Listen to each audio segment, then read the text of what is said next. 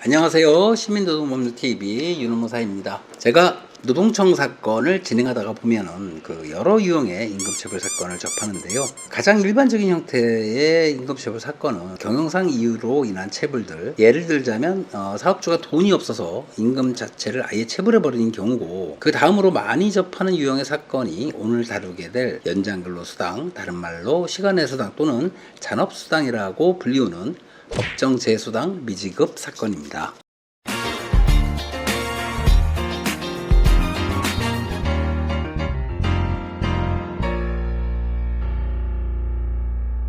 지난 시간에 제가 주휴수당을 설명하면서 줄 거 다 주었는데, 단지 급여 속에 주휴수당을 별도로 표시해 두지 않아 근로기준법 위반이 되는 사례를 소개해 드렸는데요. 오늘 다룰 연장 야간 휴일 근로수당 또한 자칫 소홀히 관리하면 경영상에 상당한 리스크가 발생할 수 있다는 점을 말씀드리면서 이와 관련한 오늘 영상 시작하도록 하겠습니다.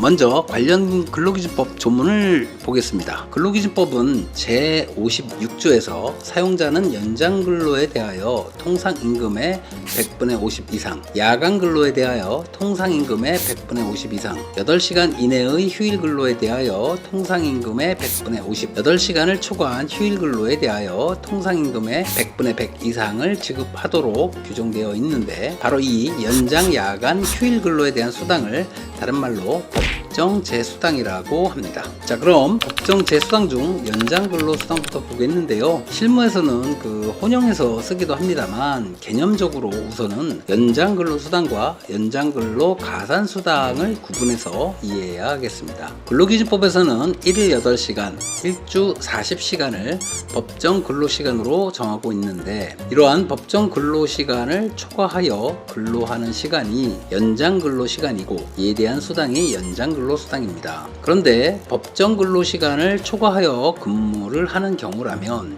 과로가 수반될 수밖에 없고, 따라서 이러한 연장근로시간에 대하여 50% 가산하여 지급하라는 취지의 수당이 연장근로가산수당인데, 이 경우에는 상시근로자 5인 미만 사업장에는 적용되지 않습니다. 자, 그럼 연장근로수당을 한번 계산해 볼까요? 가령 월 임금 220만원을 받는 근로자 돌돌이가 평균적으로 주에 약 3시간 정도 연장근무를 하였다면 월 연장근로시간은 3 곱하기 4.345주 월 13시간 정도의 연장근로가 발생하는데, 이 경우 법정 주 40시간에 대하여 월 220만원의 임금을 지급받는 돌돌이의 통상임금은 220 나누기 209시간 하면 1526원이 나오고, 이 통상임금을 앞서 연장근로시간에 적용하면 통상임금 1526원 곱하기 월 연장근로시간 13시간에 1.5배 하면 205,527원이 됩니다. 다음으로 휴일근로수당을 보죠.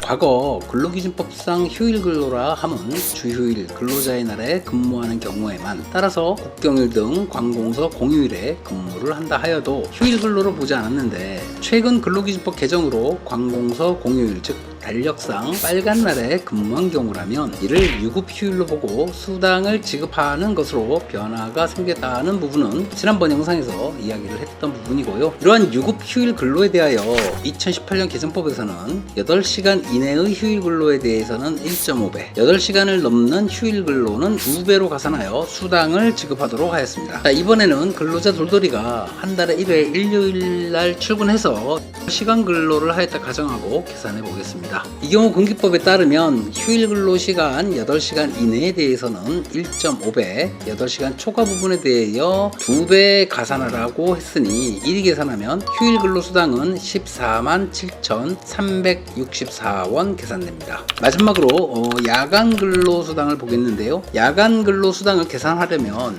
먼저 근로기준법상 야간 근로 시간을 알아야 하는데, 근기법상 야간 근로라고 하면 오후 10시부터 오전 10시까지의 근로시간을 말하고, 야간 근로에 대하여는 통상임금의 50%를 가산 지급해야 한다고 규정되어 있습니다. 자, 돌돌이가 이번에는 월 10시간 야간 근로도 했습니다. 이 경우 야간 수당 계산은 월 야간 근로 10시간에 대해서 가산수당 50%를 지급해야 하니 통상시급 526원에 야간 근로 시간 10시간을 곱하고 여기에 50% 가산수당을 계산하면 52,630원 야간 근로 가산수당이 계산되네요. 결국 오늘 살펴본 소정근로시간 주 40시간에 대하여 월 소정임금 220만원을 수령하는 근로자 돌돌이의 법정체 수당 총액은 연장근로수당 20만 5,527원, 휴일근로수당 14만 7,364원, 야간근로수당 5만 2,630원으로 당월 총임금은 260만 5,521원이 계산되는 것입니다. 자, 그런데 문제는 여기에서 돌돌이가 입사 당시 사업주와 이러한 그 임금의 구성이나 계산 방법에 대한 별도의 근로계약을 체결하지 않고